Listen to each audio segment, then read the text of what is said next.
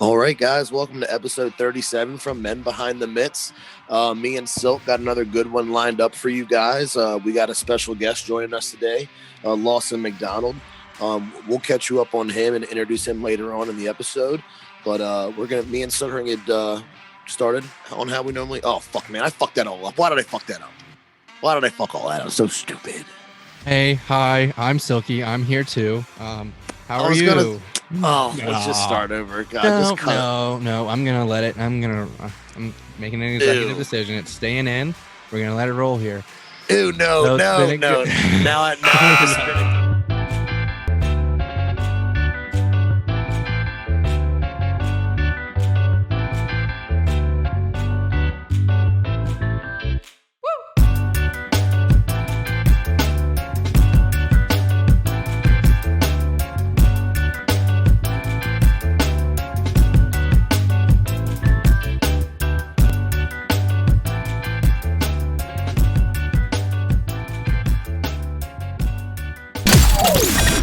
This is the Men Behind the Mitts podcast.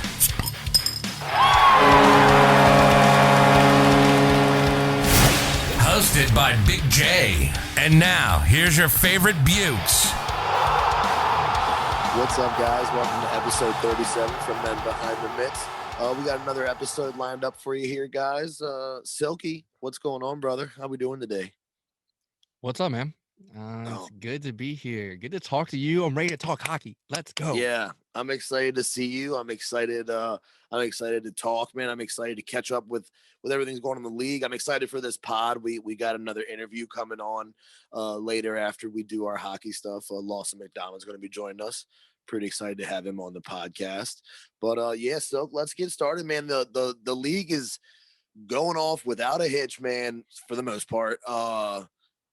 What are we going, man? We're steamrolling. Some teams are still undefeated. Washington Capitals, Florida Panthers. I mean, what's going on out here? Let's get them all caught up. Well, I mean, we shouldn't start with the boys because I feel like we're going to talk so much about them. There's so much that comes along with it. There's so much baggage too, just in regards to the team. Even if you're not a fan, that you're obviously aware of by now. If you're not, go watch episode 36 on YouTube and Spotify now. Find us at Men Behind the Mitts. Anyways, but yeah, dude. So a lot is happening. Vegas isn't top dog anymore. It's my fucking Stanley Cup favorite almost every year for the West. The Avs, Colorado Avalanche are leading the West, bro. They are clicking. They're buzzing. 6-3 right now. They're getting it going. Yeah, man, they're definitely going to be a team to reckon with in the West. Like Vegas is steamrolling, man. We were concerned with Vegas and especially St. Louis being out there too, defending Stanley Cup champions. We know they're hungry. And you should be still, because both those teams with 5 wins, and Vegas is 5-1 at second place. You know, they have one overtime loss, and that's what holds them back from taking that spot from Colorado. And in third place is St. Louis at 5-2, also tied at 11. Those teams are still right there on their ass. The Colorado will have to fucking keep up the way they're playing, but absolutely they're playing well. Berkey's getting on the board. He's got 4 already. I'm so happy to see him playing well there, man. I liked him here. I know what was going on here though mentally, like, you know, there's so much stardom going on at once, you know what I'm saying? And he's a guy that wants to lead, you know? What the fuck? Wrong type. Oh my God. All I'm seeing is you choking on camera. I'm like, do I call the cops? I'm in another state. What's going on? Everything's fine. I was just trying to take a little sip, and man, I fucking wrong piped it. Woo! But as we were saying, great to see Berkey, man. It's great, man. It sucked to see him lead the Capitals. We knew he had a future. He just had to develop a little bit, and man, he fits right into their system, and he's definitely taking advantage of it. Definitely grown as a player. Happy to see him on the team doing that well. Yeah, but moving around the league now, let's big trade talk last week about this team, and ever since then, they're fucking rolling, boy. 4-2. Columbus is leading the Central right now. Yeah, the Central Division is definitely that we talk about another division that's going to be a lot of teams that aren't going to get in the playoffs. That's another division because Columbus was rolling last in the playoff bubble. We're excited to see them. But the only thing about Columbus, still no Line as of over the weekend. He's been caught in immigration. He's landed. He's landed. Today is Sunday. This will release Thursday. He's landed. He's expected to play Tuesday.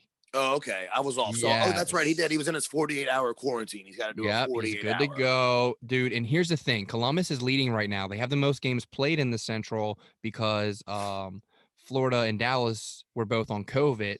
Right. They only have 11 points. They're 4-2 with 3 over OTs. Behind them is Florida in second at 4-0. They're undefeated. Okay, they've only played 5 games compared to Columbus's 9. Here's the thing I'm getting at here. When Line shows up, if he plays Tuesday, they are in an excellent position. They've gotten ahead, even if it is because they've played more games, and now they're adding Line. They can run away with it. This is their opportunity. If they fail here, get Line, start losing games, and Florida and Tampa Bay and Dallas, who are all right behind them at all 4-1 tied, yeah, they make one mistake, and they're going to be in the bottom, bud. Yeah, real quick too, especially if these other teams start really still on a roll. Got because and the way Dallas is scoring, man, they're just putting up big goal games, man. It's crazy watching these guys. Yeah, dude. And what I was going to say is right after all those teams I just named, Florida, Tampa, Dallas, you got on the outside already in 5th, Carolina at 4-1, also only played 5 games with all the COVID stuff. And they're a hot team. Like, bro, Columbus is in an amazing spot to make a big play with Line landing them. They're playing well as a team. They should just slide him in as a superstar, make him feel at home, and boom, success. But if they don't, we just they're not. We can guarantee that. Listen, if they go on a losing streak with Line, they will not make the playoffs. I'm making that fact now. We just named all the teams behind them that are playing so well. They can't. They can't. Yeah, I mean, Tortorella and the boys are excited to have him there. I mean, they're supposedly there's already a better, vibe. I mean, they're looking forward to having him there. So hopefully his impact will definitely be noticed. But man, switching up to the North Division, your team, your favorite North team, your favorite American player, Austin Matthews and the Toronto Maple Leafs, they're having a start of a season, bud. Lighting it up, aren't they, man? Every time I see a Toronto score, I think of Rick immediately. I'm like, oh, there's our boy Rick Rally. He's getting a little smile up there. Yeah, so many cats up there. Chris too from fucking Wheatland. Yeah, definitely. Yeah, they're leading at 7-2, but right behind them, not to take the fucking shine away from Montreal 5-1, 12 points at only 8 games compared to Toronto's 10, but Toronto has 15 points. Yeah, dude. So that's going to be a back and forth.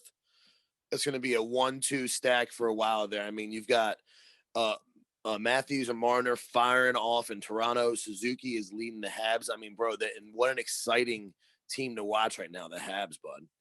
Yep, and you got in 3rd place in the North, Vancouver. Yeah. Pedersen is starting to get hot. He was a little shaky, a little lack confidence in the shot, but he's coming along. He's starting to get some points on the board.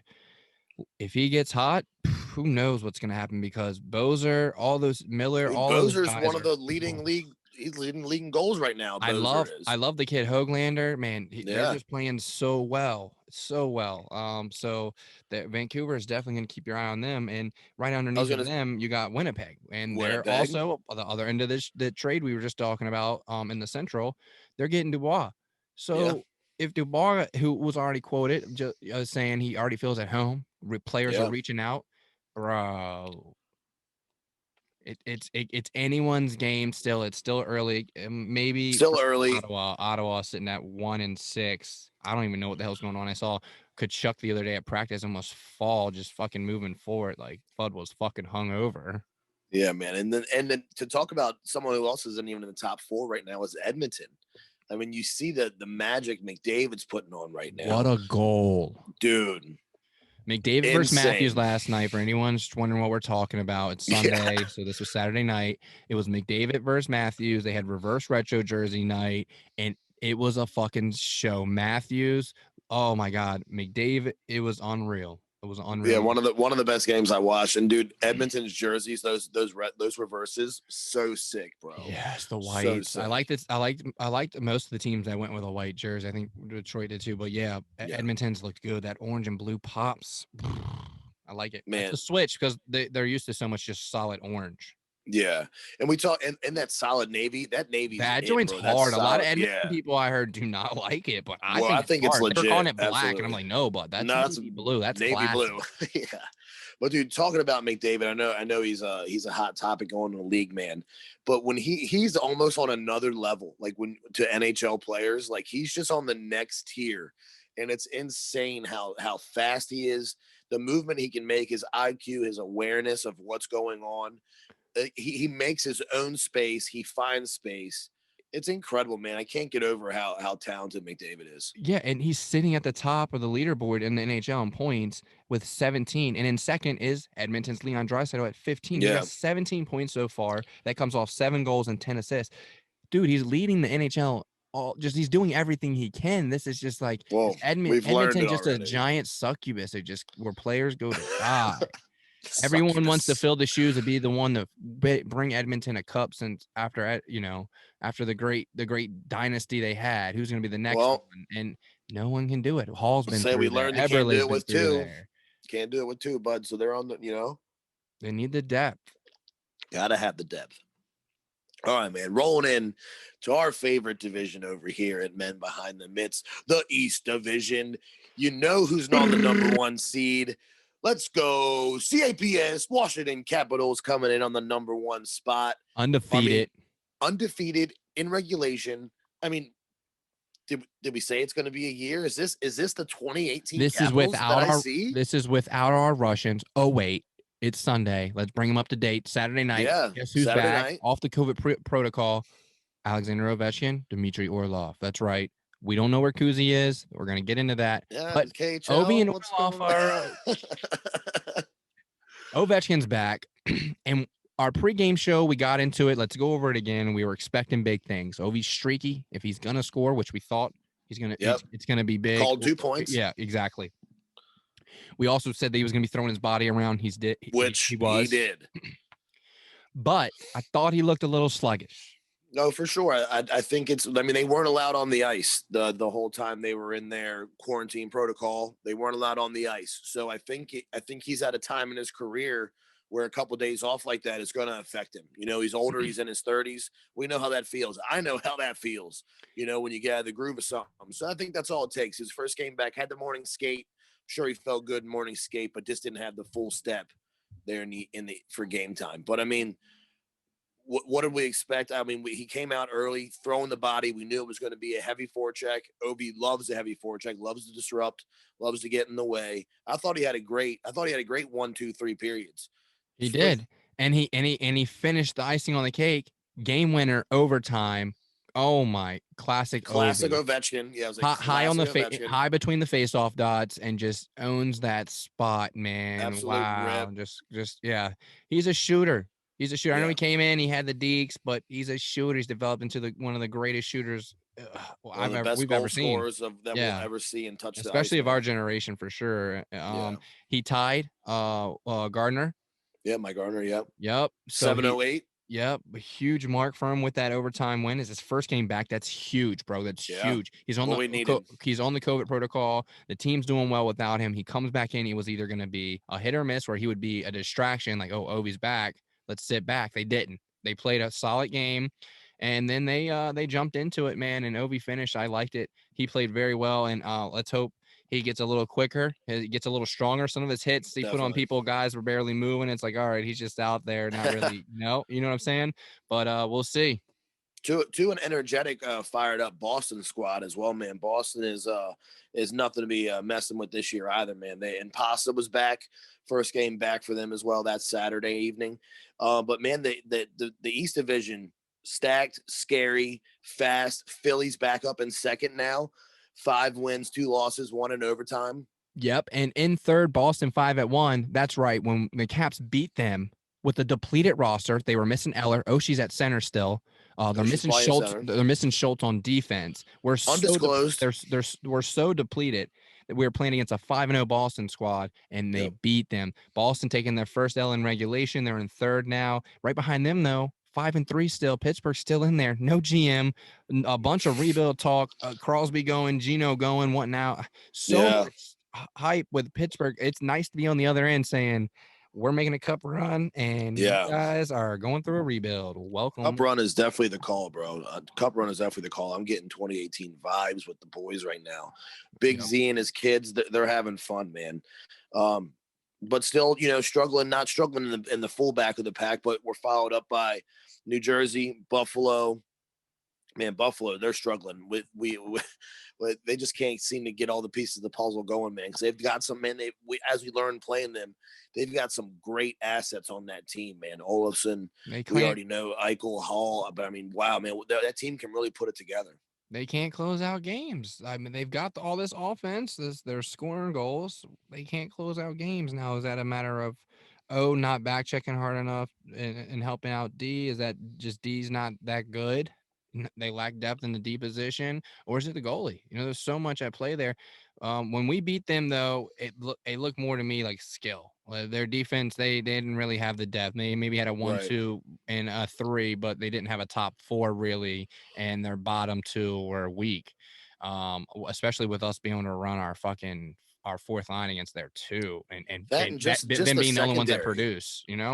Yeah, and that in our secondary, man, we really do. The Capitals really activate the D line, the D guys, man. They're charging up the ice, putting heavy shots on net. Coming from the new coach, man. Coming from the new coach. It takes. Yeah, and I like it. I like the system he's put in. The D jumps up, recognizes the play, and they're dropping back. Like, I like it. Dylan, we saw early on. I thought he was gonna have a couple few by now. But they're jumping in and they're getting involved and they're producing. We saw Carly scoring. I like it all.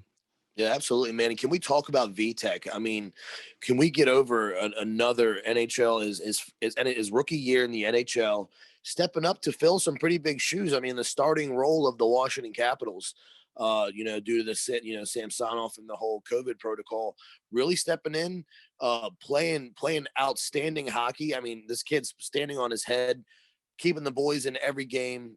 I'm telling you, I'm happy with the way he plays. I give him a little crap on his stance. I feel like he's leaning over it really far. I think he's going to fall over at any time, and I feel like he's always peeking for the puck.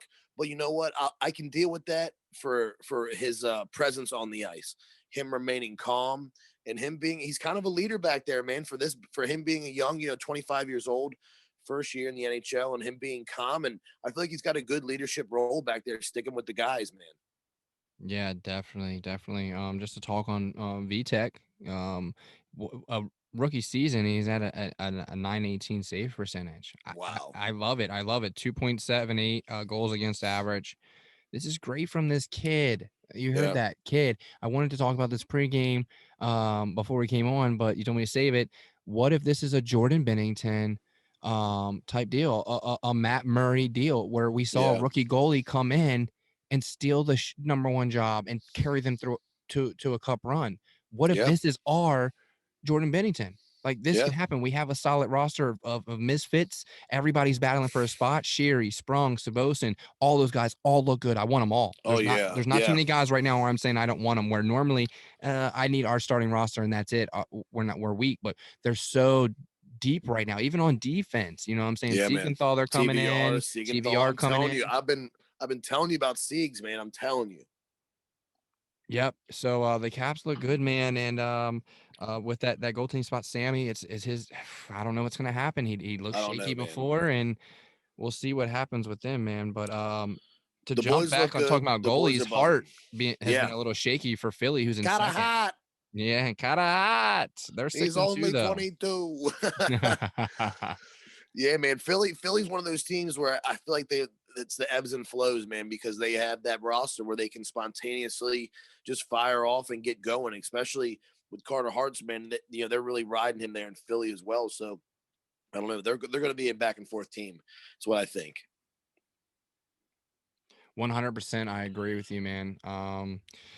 It's making up this whole everything, all teams. Let's kind of close it down right now. The whole league is shaking up to just be so much hockey. I'm bummed at the NHL playing all these games at the same time. It is kind of fun because me and my chick, she even got into it a little bit. She's like, all right, go to the next one. Go to the next one. We're like going from overtime to overtime and overtime. Yeah. Oh, we're in a shootout. Jump back to them. We had the laptop up, the iPad, the TV.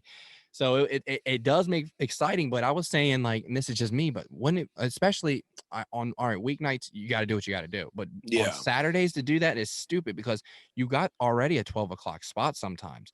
Run the 12, the 3, the 5, the 6, and like maybe a 4 7, a 9, o'clock. and a 10:30 matinee, like a special. Like you could spread these out to where you're getting more view per game because they're riding out the games. Oh, what's the next one? What's the next one? That was a good game. You have all these good games. If people could see one, they're going to want more. So they're going to go watch another one. So you have I feel like you'd have higher ratings on each game if they were spread out.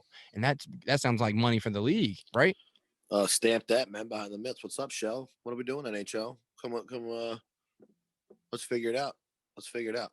No, I got your back. No, definitely. That's what we said. There was only one game Friday night. I was like, okay, 8 o'clock. Wings Hawks. I was like, that's all we get. It's Friday.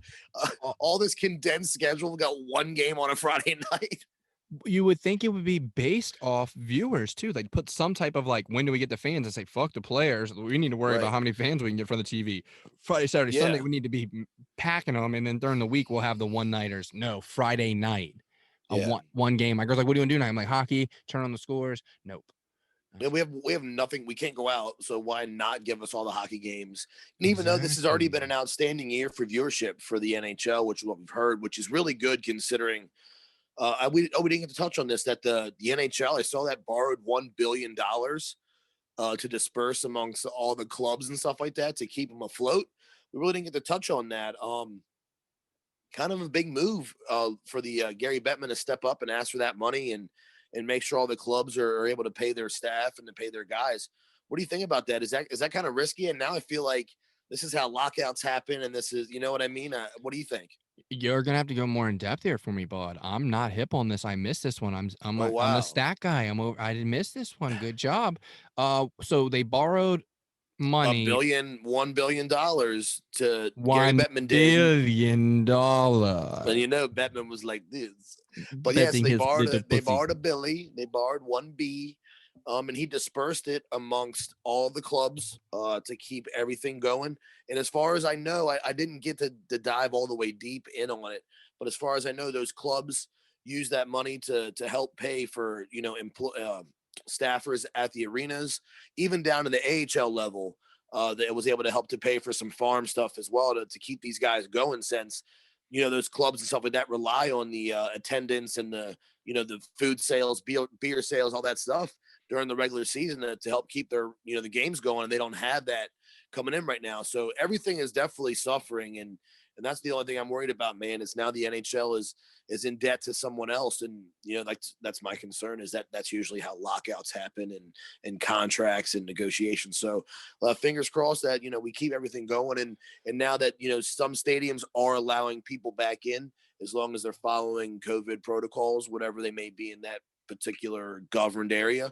So hopefully we can get some some monetary flow going back, and that can help as well.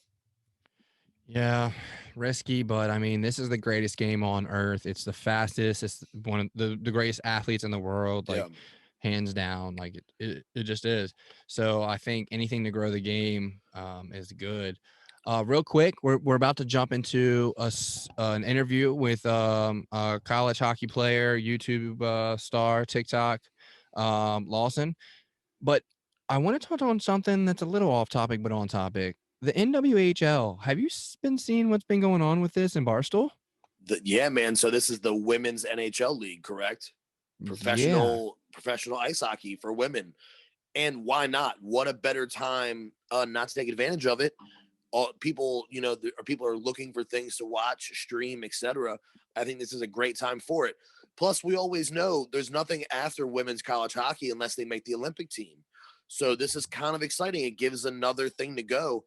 And in this time, businesses that like this, entertainment, sports, stuff like this is keeping it going, man. Why not try? Yeah, dude, exactly. You a fan of Barstools? Absolutely. I mean, yeah, absolutely. Barstool, Spittin' Chicklets, absolutely. Yeah. Follow them around. Well, their CEO Erika is a hockey chick. She's into the game, plays the game.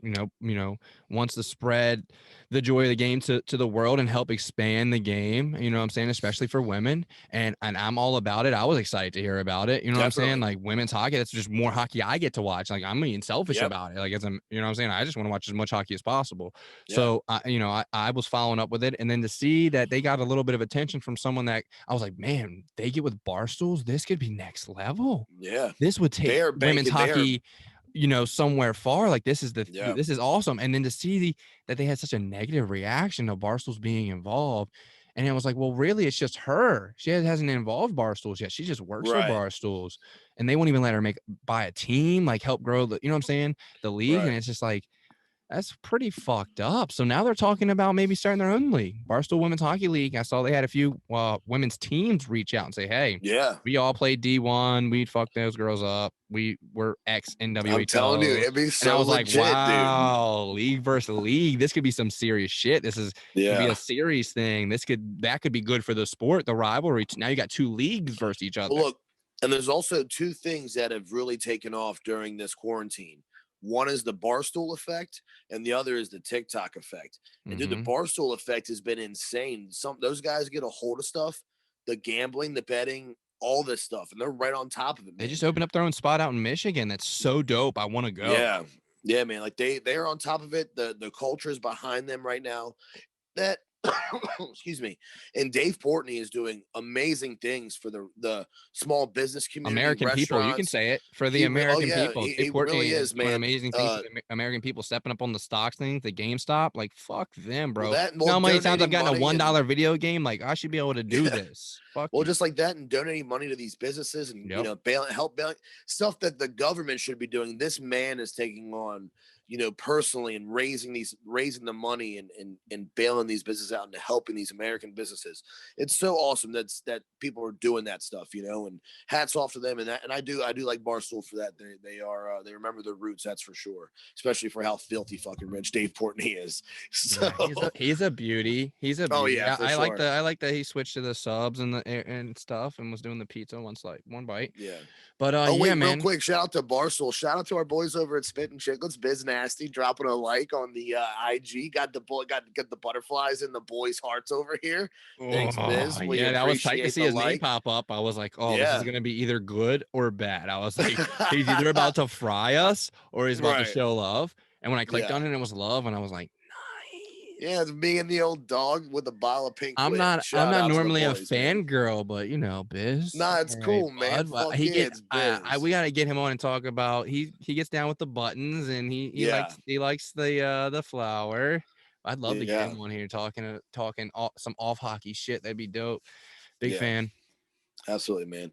All right, dude, let's get ready. Well, guys, we're gonna switch over to this interview and get you guys lined up for Lawson McDonald. See you guys in a minute. All right, guys, joining us on the podcast now is Lawson McDonald, collegiate athlete, here to talk to us about just what's going on with him and his hockey career, and you know what's going on with what's going on with everything. Let's say it 5 more times. But yeah, man, we'll get him rolling. But Lawson, nervous. I'm nervous, bro. He's got a real athlete in front of him he gets to talk to, and he's got the it's cool, man. I'm just it's a new experience. It's exciting. But yeah, man, welcome to the pod, Lawson. Thanks for being on, brother. Yeah, thanks for having me. I'm pumped just to talk about everything. Yeah, everything. What's going on with everything? We're gonna talk hockey. Go ahead though and put all your stuff out there. I know you got YouTube, you got all these social medias. Let people know where they can find you. Yeah, sure. So pretty much my name, Lawson McDonald, on Instagram. Type that in YouTube. I'm sure you'll find me eventually. So yeah, I do like college hockey blogs. Do a lot of just blogging of pretty much what it's like to live as a college hockey player. So that's kind of what I'm about, and the stuff that I like to post. Same with TikTok. I believe, Lawson McDonald, that would be my handle there as well.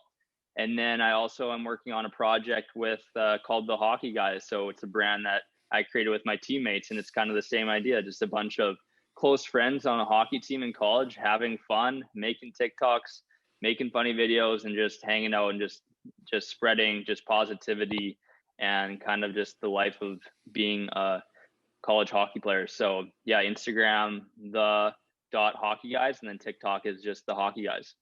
That's awesome, man. And now's the time to take advantage of all that, dude. Like TikTok is where it's at, dude. IG, and you can literally, and what you're posting, that content, dude, it catches fire so fast, Yeah. man. Yeah, that's why I just love TikTok for that reason of how, like you said, one thing can just catch fire and it just can change everything from one video, which is super cool. I love that. Absolutely, man. All right, so you're currently playing over at Wisconsin Superior. Just and this is the guys that you make the videos with too. They're on that team with you there. Yeah, you bet. Awesome, man. Tell us a little bit about the squad and what's going on with you there and the level and everything. Catch us all up to speed with that, man. Yeah, so we got D3 hockey player. We just started actually playing games this past week. Obviously, like COVID, and the season was affected. So we got 10 game schedule, and then playoffs in our conference. We're in the WIAC. So we got like pretty much the Wisconsin schools there. And yeah, our season, we played 2 exhibitions this past week. Season starting on Wednesday, so a couple days.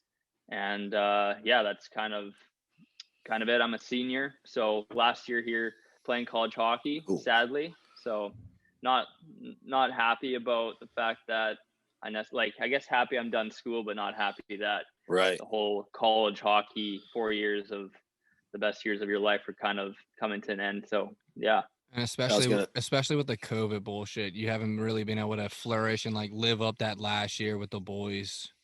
Exactly. Yeah. Like so many restrictions on our team and what we can do. We can't hang out all together. The only time we actually see everybody at once is at the rink, which is That's so brutal. Unusual. Yeah. So unusual for being a college hockey player. You're always used to being with your boys outside the rink.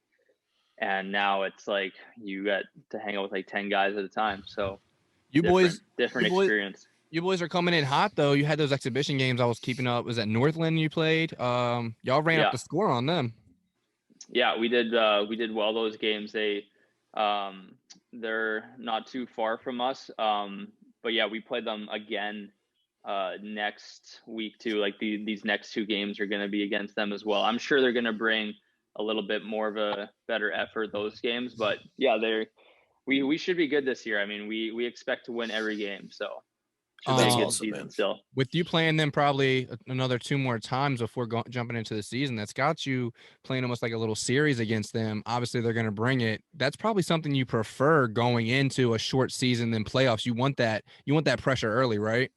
Yeah, like I mean, with 10 games, there's no time for you to like turn the switch off or turn it on. It's got to feel like pretty much playoffs from the first game, which is definitely good that we got these 2 exhibitions out of the way, and now we can really come next week and just feel like it's playoffs. So that's going to be big, that no one goes through that slump this year, or like that slow start, because that will pretty much ruin everything for your season in terms of the playoffs and even getting in a tournament that potentially may happen. Right. Did you guys get a lot of like preseason workouts in, or like how strict was it before everything started loosening up? Yeah, I'll kind of like lay out what we were doing before this. And we had like ever since from September to like mid-November, we were working out. Then we started practice in October, got on the ice. So we were finally skating. And then all of a sudden, midway through November, we got shut down from like November 12th till January 1st or 4th even. So we had this huge period of not even skating, like middle of the year, which was really weird because no one's used to just not touching ice for like a month and a bit and then starting a season immediately. So ever since we've been back in January though, we've been working out 3 times a week, practicing 6 times a week. And yeah, it's been good. That's awesome, man. Do you get other than like with your team, do you ever get an opportunity to hit the ice like solo? Do you guys have like availability to open ice and stuff like that, or? We haven't hit the ice solo. Everything that when we stepped on has been with our coaches, and it's been like a practice. So usually like there is like throughout the year, there's some optional ices and ice skates and sessions like that. I think too, because of the COVID thing and the regulations of who can come and go and like that sort of a thing as well, that'll kind of come into play with the fact that we just can't hop on the ice whenever. So. Well, at least they got something together, man. I'm glad you guys are getting the season rolling. You know, shorter is better than nothing for sure, man. So I know you're looking forward to that. So have you spent all your time at Wisconsin Superior, or have you been spread out across those 4 years at all? Or Yeah, so my 4 years started in Nebraska, Omaha.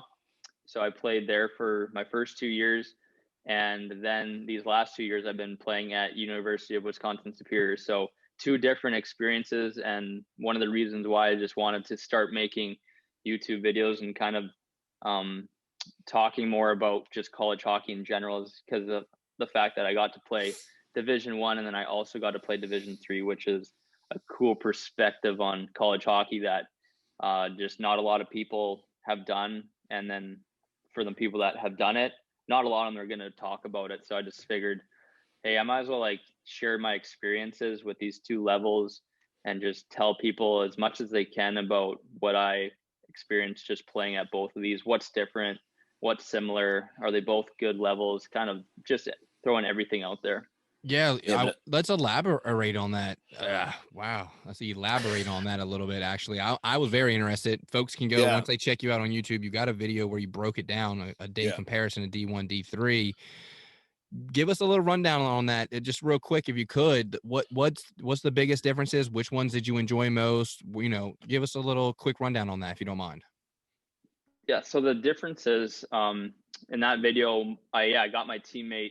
My old teammate in Omaha I just told him like, go and film your day as best you can, and then I'll film mine here. And like, so let's combine our days, and then let people see what the differences are. And the major difference. This was for a game day, right?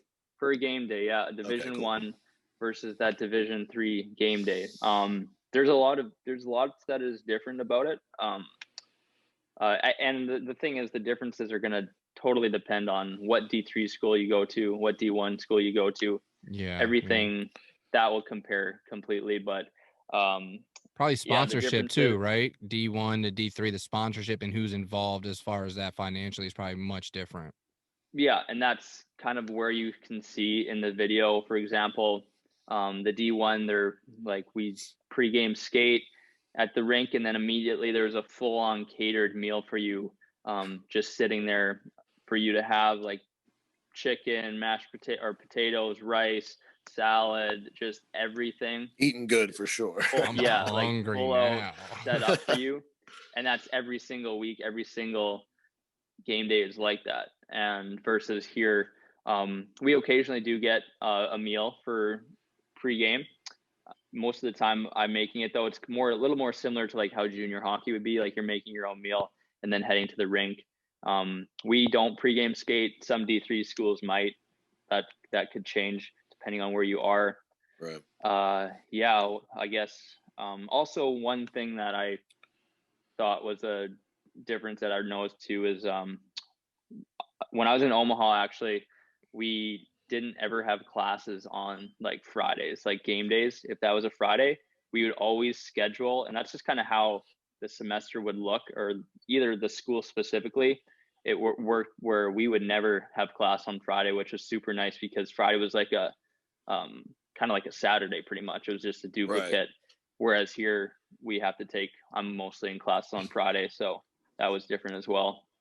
I was going to ask you about that. Obviously it's known, high school, if you're a beauty, easy days with school. I was going to ask you the difference with D1, D3, if schooling affect, like class wise, homework wise, whatever you had to get done was affected based off you were an athlete or not. So that's pretty tight that summed that up kind of a little for me. Yeah, I wouldn't say definitely the schooling from D1 to D3 is going to totally depend on what school you're at. Right. For me, they're pretty similar, honestly. Similar difficulty, similar homework. Everything was pretty much kind of the same. We would probably spend a bit more time at the rink every day in D1 versus D3. They're a bit more athletics first kind of a mindset. Like, yeah. You really are there. You're really there to play for hockey. The team. Yeah. Right. Yeah, and like they will work school around everything else. Which you had to enjoy a little bit, right? Being able to just focus on hockey first and get to class, after type shit. Yeah, it was nice because they would adjust schedules for the athletes and the hockey players, and so that you could get in the classes because this was practice time and we were practicing then. So the school knew that. And those classes, you'd have to either get just accepted into one that was at a better time so you could skate then. All right, that makes total sense. We have a relationship with a private high school down here in DC that have hockey, man, and they work around their football team and their hockey team. This is a high school, so I know it's got to be even better at D1. But in regards to the practicing, did you notice, is there any type of like intensity coaching level wise as far as like D1, D3? I mean, I'm sure they both take their jobs very seriously, but I mean, as far as like the intensities, did you notice anything that is on ice and off ice or anything? Yeah, I noticed the intensity, practice intensity was definitely higher at the Division I level. I think, again, it just comes to the thing, like they're all there 100% to play hockey, like, because they're really, like, some of them are drafted, some of them are only planning on being there for a few years, and then like they're really, really trying to get to the next level. And with the coaching as well, we had like 4 coaches on the ice in D1. D3 we have sometimes one, sometimes like we have 3, but sometimes there's only one, depending on the schedules. But yeah, like that had an effect on practice too. Every time we did a drill on those D1 sessions, the D coach and the guy that runs the D, he's always watching you, and he'll probably have something to say like almost every drill. So there's a lot more of that feedback immediately. And whereas if you only have 1 or 2 coaches on the ice, you're not going to get talked to quite as much, and there's not as much breakdown of the specific drills or like your mistakes and stuff like that. Right. Yeah. So definitely athletics first. So they're putting money into that program, more time into that program. With the definitely. With the D1 morning skates, were you a fan of that, and did you see more success in game because you skated that morning? I love the morning skates. I'm a big morning skate guy after just doing it like that. Even though it's not like the skates are hard, but just getting the hands going, skating, getting a little bit of a sweat on instead of just going for a walk or in a stretch. That was nice. A lot of the times it was optional though, actually. They didn't like, a lot of guys have different preferences actually. Right. So most of the time it was like Friday maybe it was mandatory, and then Saturday was optional. Some guys would get out there, go for a pregame skate. Some guys would just go to the gym and do something else. So No, I would definitely take advantage of that ice time. I'm big on warming up and everything like that, getting the hands going. Definitely. Mm-hmm. It's free ice. Why not? That's the way I look at it. Even it is what it is. Yeah. Some guys, just don't like that. Hey, going from D1 to D3, and then when you got to D3, you were later in your career as far as a college athlete. Did you feel you brought some type of not captaincy, but you know what I'm saying? You brought some type of experience with you where you can be like, hey, boys, we should probably, you know what I'm saying? Did you bring that type of influence with you because you played at I don't want to be disrespectful here, but a higher level, at first?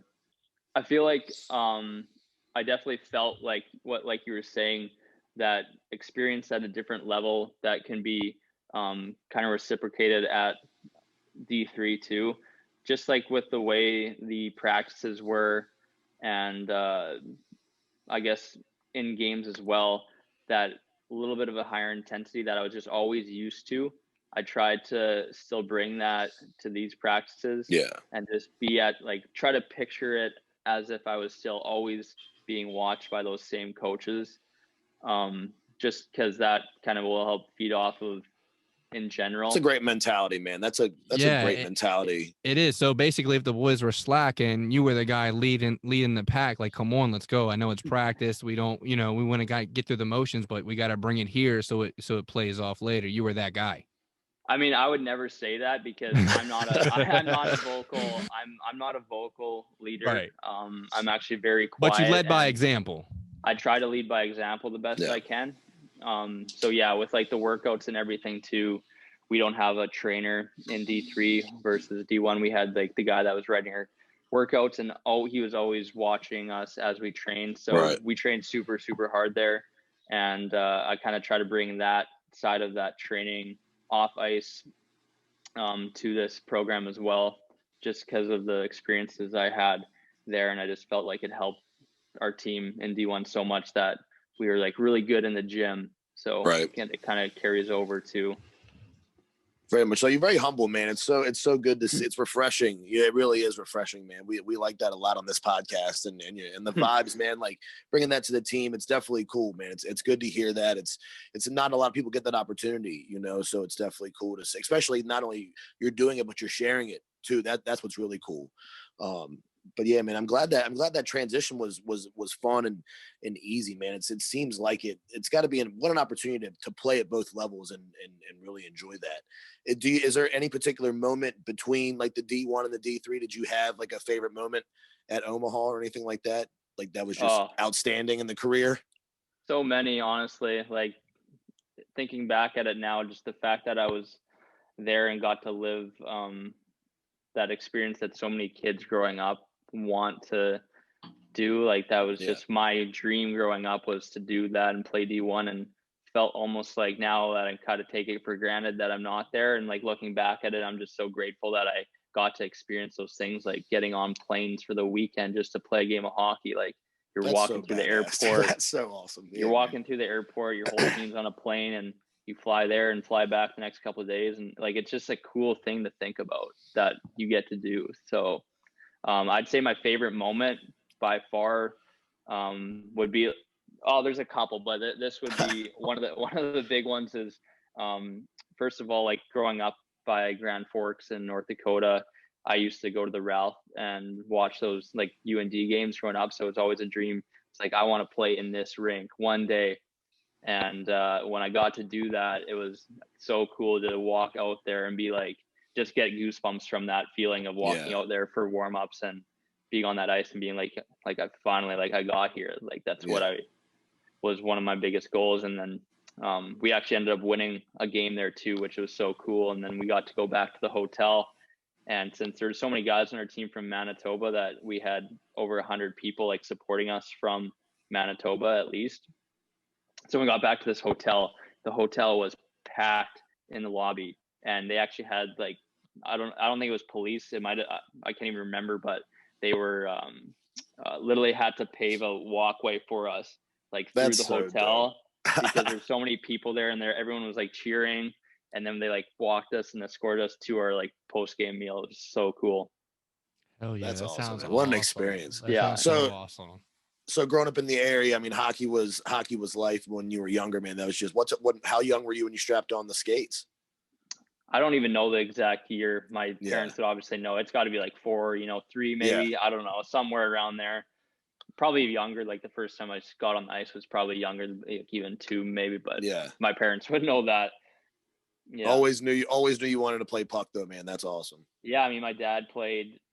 We played for the same junior team, so he played in Winkler, and then I played in Winkler. So it runs in the family to play hockey. I'm sure he wanted me to get on the ice as soon as possible. Yeah, definitely, man. That's exciting. Old Silk over here starting the tradition with his family, man. It's awesome. Yeah. But dude, what an opportunity, dude. So now that you're with your new team, Wisconsin Superior, anything that stands out here so far? I mean, getting ready, I know you're coming into this short season, but anything from last season that you're highlighting and looking forward to growing off of, or like in terms of how our team is, or what specifically? Yeah, just like your team, your experience with them. Like, what are you looking forward to most? Oh man, like I guess one of the reasons why I wanted to come here too is because I knew we'd have a good team. We were good a couple my first year in Omaha, we were good, but then the second year I was there, we lost a lot. So I was like, I want to pick a school too for my last 2 years that we can win at. Like I want to win hockey games because it's just way more fun. Right. And we had success last year with winning. So again, that was a big reason why I came here. And again, this year we didn't even lose a lot of guys. So same thing, like I'm just expecting every game that we can possibly win it. So that's what I'm looking forward to, and hopefully winning like our conference. We have good teams in our conference, but it's definitely possible for us to do it. So you had mentioned it earlier as far as like the way the season's going, the 10-game season, the playoff, and the potential tournaments. What are the normal tournaments that would be available to you guys if you qualified for them? The national tournament, which is I believe the 16 teams. Same way as D1 would be with the 16, and then down to the 4.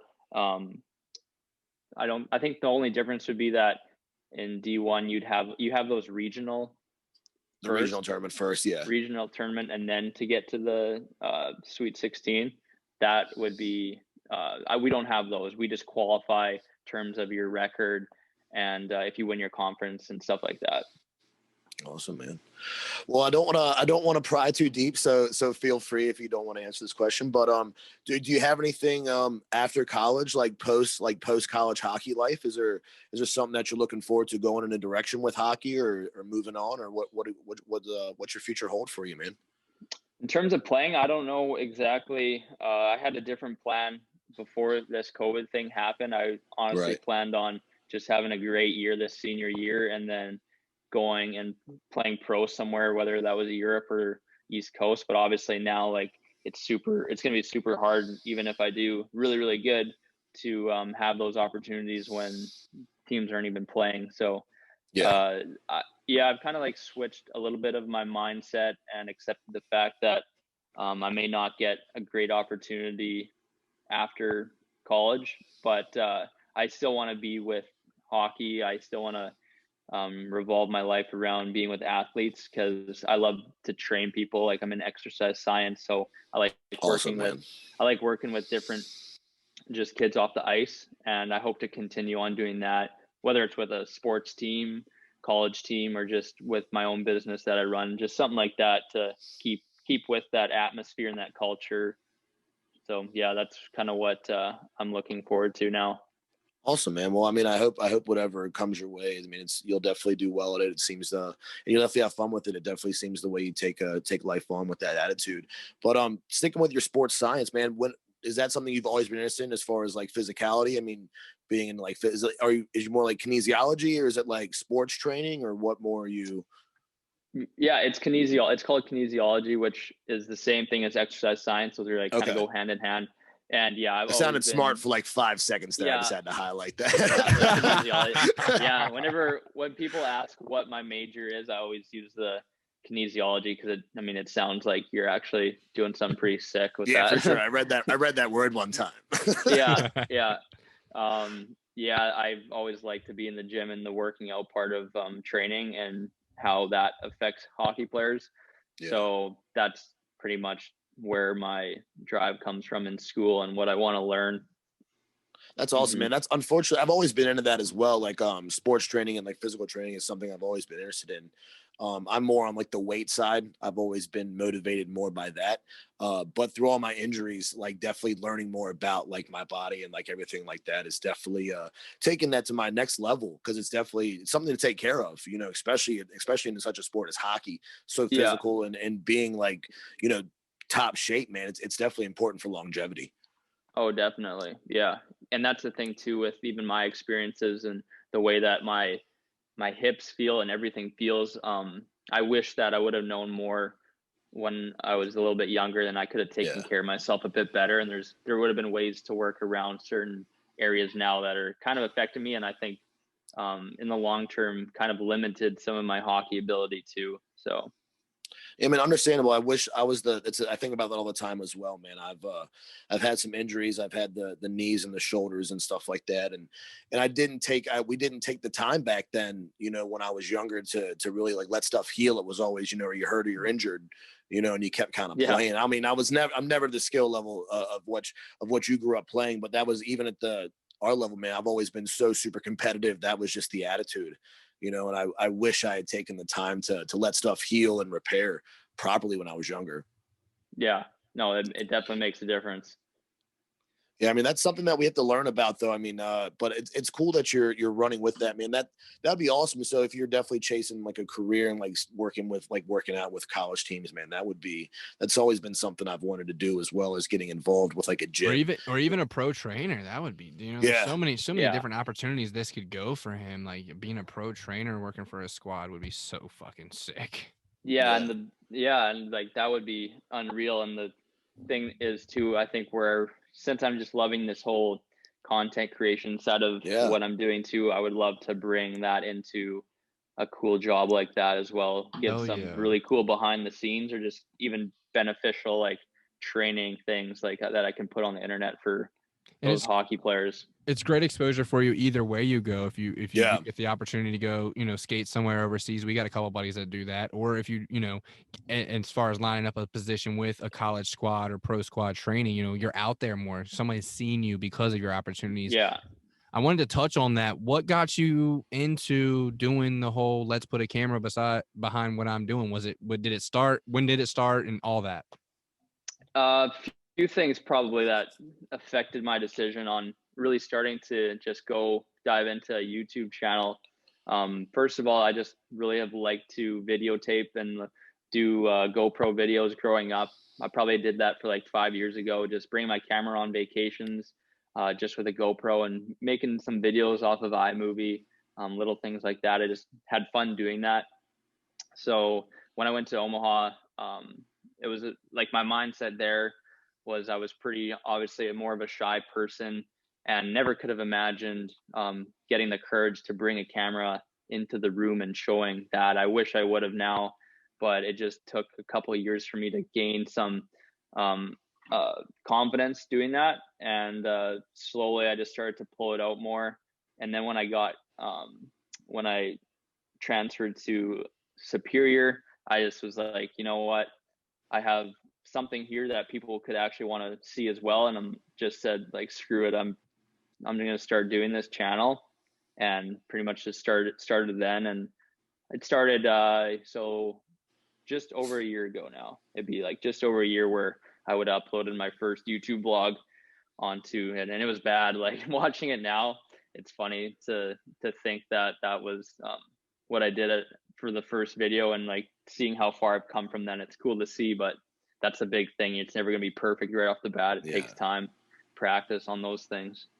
But that's something that we preach about all the time. I can see that half smile on Silk's face. That's something that we preach about, like our first podcast ever. It's like, oof, man. So, but it's cool, like having that growth. You know what I mean? It's so important on so many different levels, man. But that 100%, you get like a visual growth chart. Not too many things you do in life do you get to go back and reflect on if you still have those posts or whatever it is, and be like, damn, that was bad. Look where I'm at.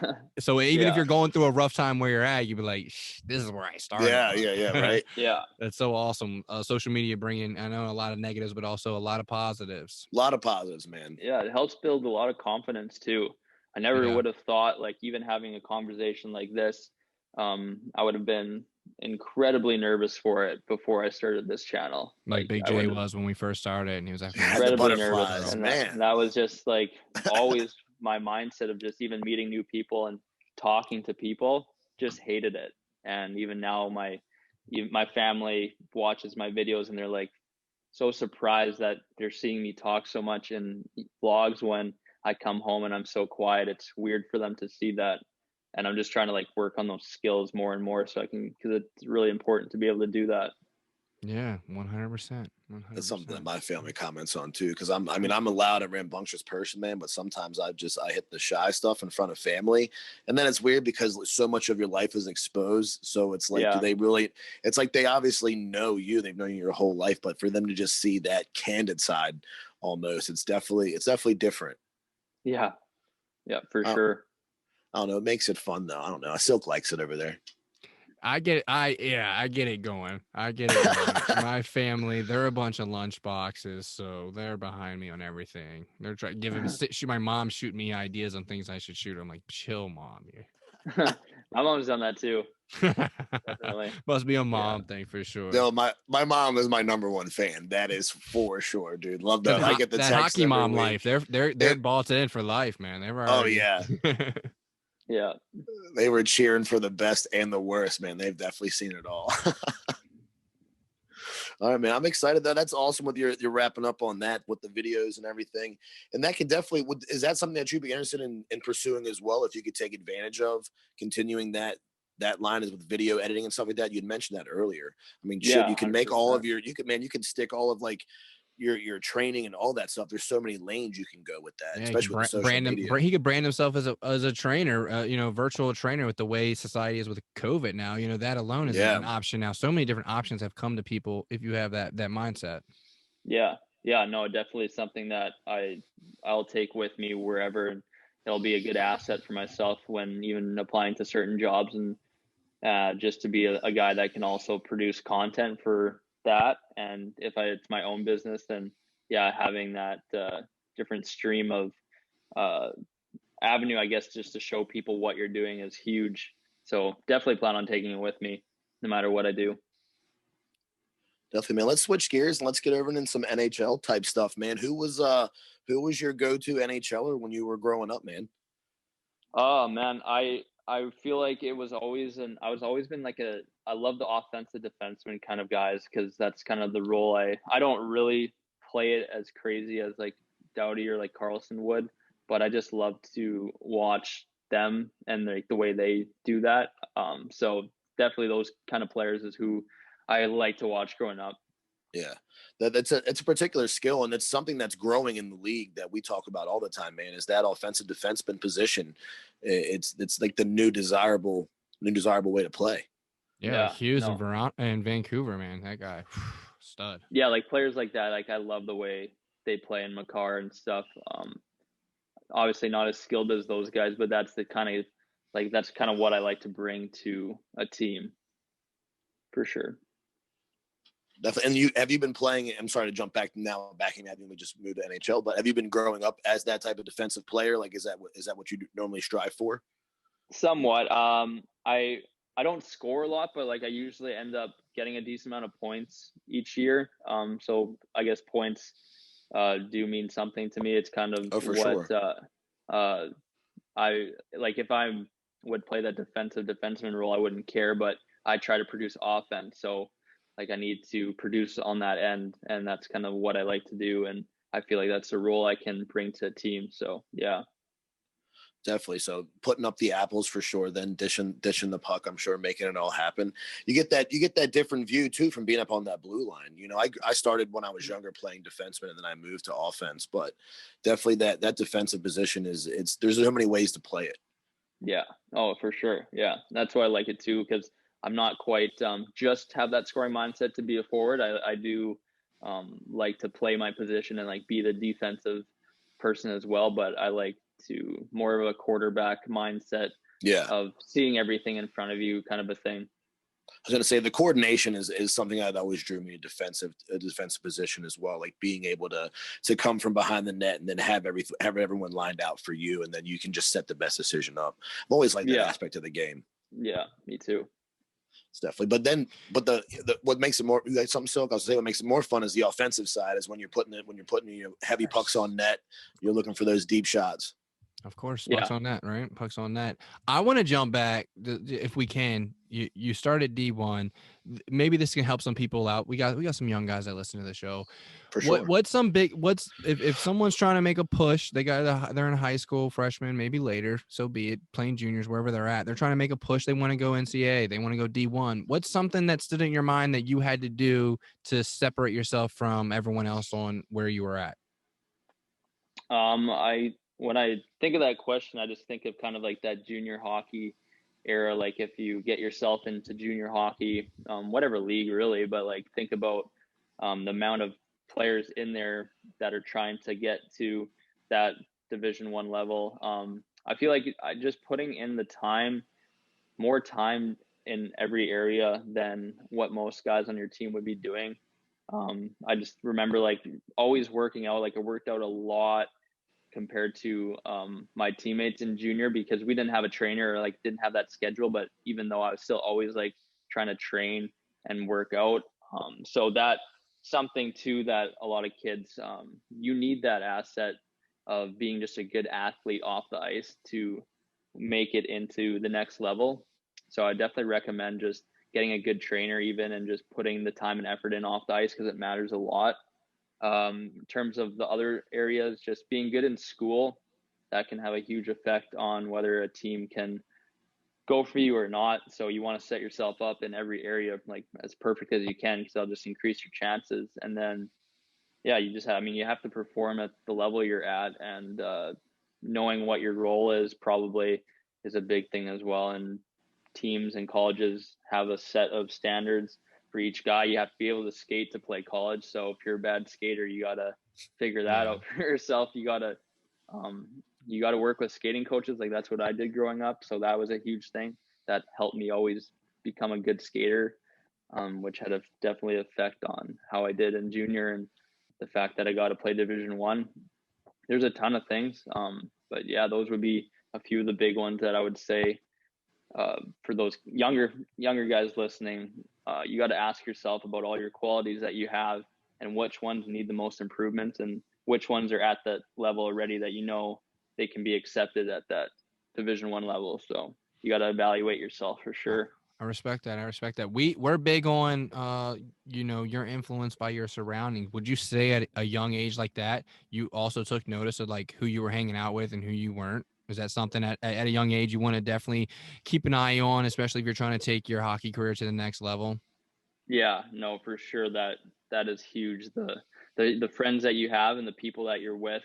I was always around like really competitive friends growing up. That's what I think about when I think of my friends. Is we're always we're always competitive with each other, and we're always like trying to win, and we're always playing hockey together. It's not like we always like the group that I was just growing up with is a very serious group, and I mean it motivated me, I guess, to be serious as well and take things just as hard because I wanted to at least grow with them or like continue on my hockey level the way they would.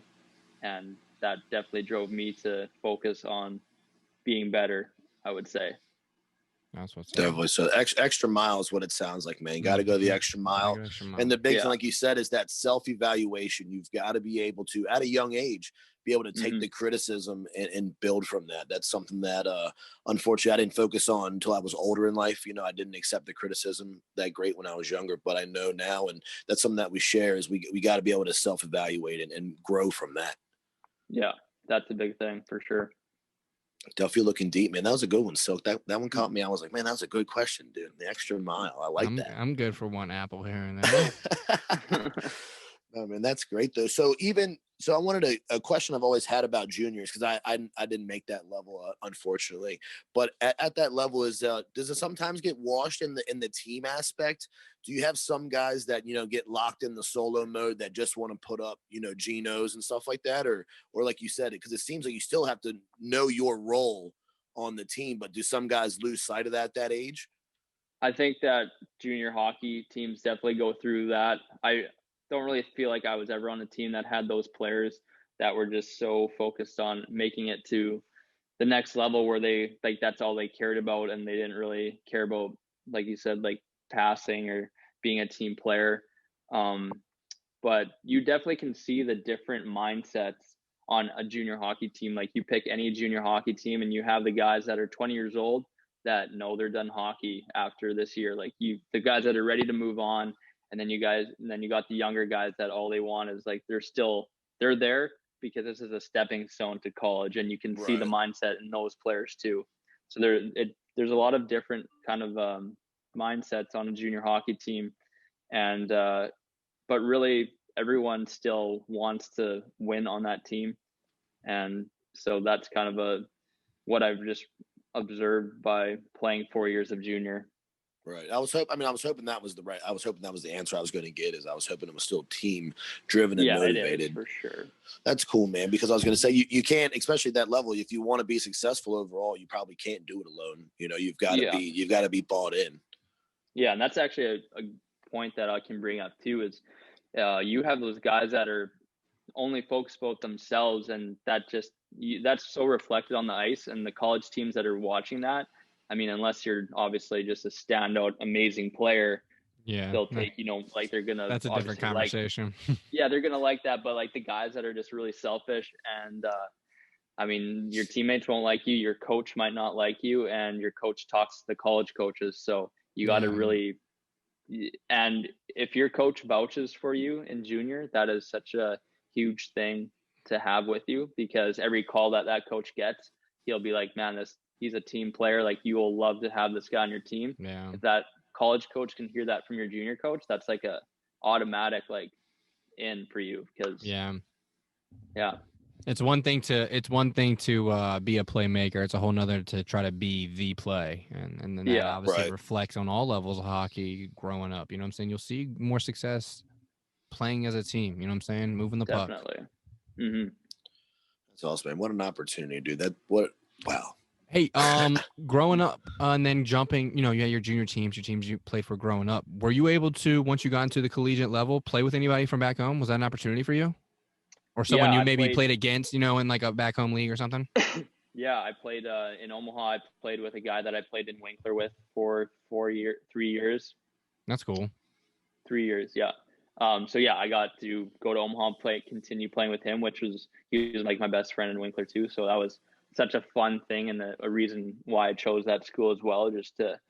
I just knew from him that how great it was, and so that kind of made a decision easier for me. And played with a bunch of guys too that I played against in the MJHL and junior that played for Omaha. So it was cool to get to know them and get to know those guys, even though I had no idea, or I knew who they were, but just not friends with them or didn't talk to them ever in the MJ, and then became best friends in Omaha.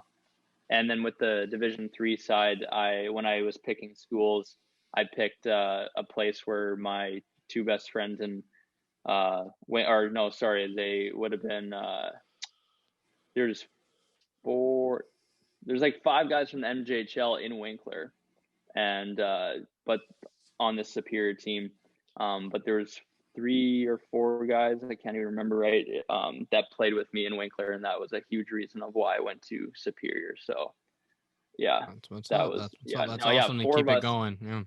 Yeah, there's 4 of us on the Superior team now that played in Winkler, so it's really cool awesome to like connect back with them after separating for 2 years and then coming back to play junior with them. It's really neat thing to do. All right, I got another comparison question here. I got to ask: D1 or D3 chirps? Which ones are more rough?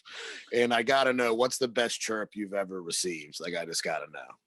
Honestly, I don't get chirped. I've hardly ever gotten chirped. The beauty, duh. Yeah, all right, man. Really, I think it's because like I don't chirp people ever. I'd never talk on the ice. Okay. So I'll never be on that one-on-one like battle with somebody ever. Right. I've never ever done that before. So I don't get like, then when you don't put yourself in those spots, people don't talk to you back. They don't. Right. They kind of leave you they know it's alone. Fucking pointless to even fucking with you. So like maybe I've heard from the bench, like the odd thing, but nothing that even sticks in my mind. Like I don't even remember anything like that. Yeah. Man, I never even thought that was an option because I always run my mouth. Like, but most of mine are just like the dumbest shit. Like it's so irrelevant. I'm just trying to crack them, and like I'm trying to like just get free space in the hilarious way, not like I'm trying to like, fight the guy. You know? Well, man, that's funny though. But yeah, I can see that if you just do your job and know your role, shit, they wouldn't have anything to say anyway, right? Yeah. And I even like with the TikTok and stuff, I thought maybe like I would get chirped about that, but I never have, which is cool. That is cool because definitely that's like leaving yourself out there a little bit. They leave you short. Boys, they get to erode your ass on that, and to not. That's a little bit of a respect too. You got to respect that. Yeah, I think too that's a thing in hockey that also is something that people may shy away from doing what the TikTok or the YouTube, even if they want to, it's because they're always thinking about that. Guys are gonna think of me for this, or like it's just fuck it. It's just a thing that kind of a hockey culture thing. It's not like necessarily they think badly. It's more of a mindset, but you can tell in hockey players are not just quite as out there and open as other leagues or teams would be. So. Yeah, it's changing though. I think it's definitely changing, which is nice.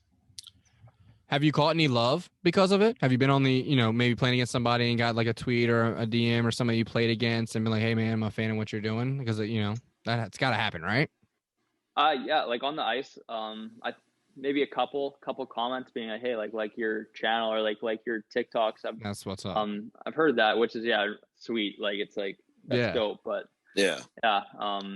And just from like other, obviously younger players too, just hearing the nice things they have to say, and I mean that makes it worth it. It's not like when you were saying you weren't getting chirped about it, and I started thinking about it, I was like, it's because the way you present yourself. There's no ego behind it. You're just like, this is the life, and so many players can probably, relate to that, so that when they see it, they're like, hey, I fuck with what you're doing, bro. Yeah, it definitely could be different if you put your personality out there in different ways. You could probably get some heat for certain things, definitely. But that's also something I try to think about too, is I don't want to say the wrong thing where people would even get upset about things. Like I try not to cross any lines that way or be too I don't know. I'm not an out there person anyways, so that's just not me, but definitely something you think about when you're making videos is who's all going to see this and is it going to affect me.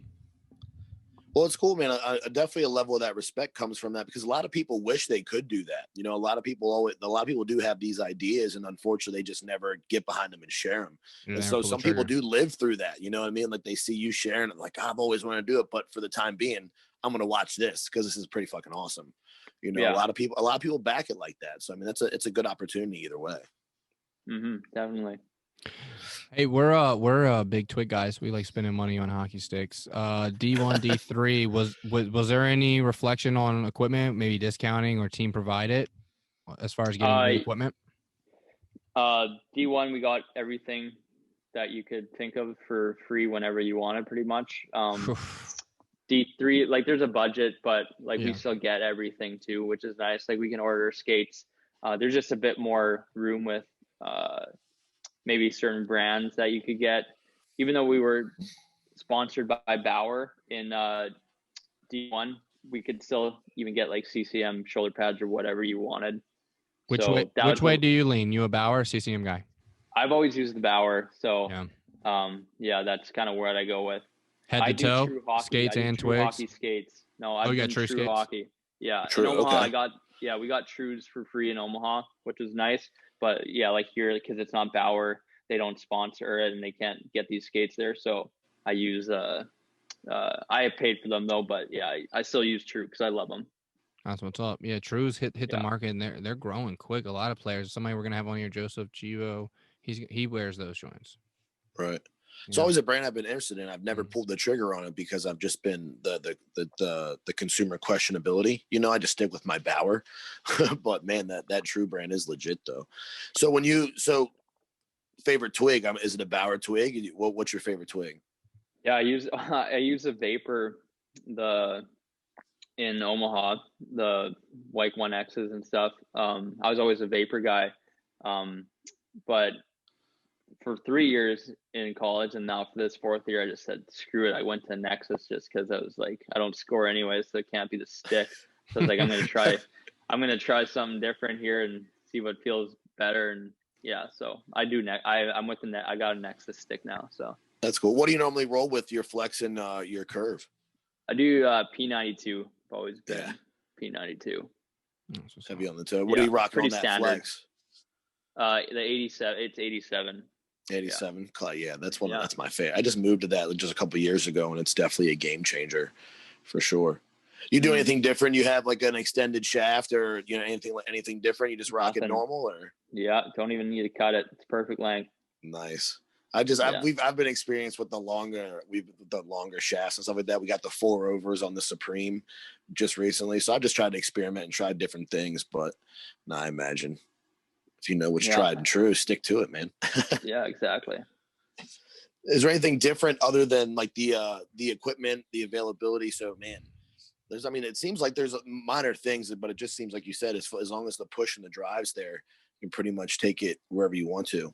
Yeah, everything. It sounds like D1. They're putting their money more on hockey. It's so like you said. If the boys need a skating specialist, we're gonna bring one in. If they need somebody to, they'll do whatever they got to do to make sure their guys can excel. Compared to D3, is kind of like, this is what we have. We're gonna make the best of what we got.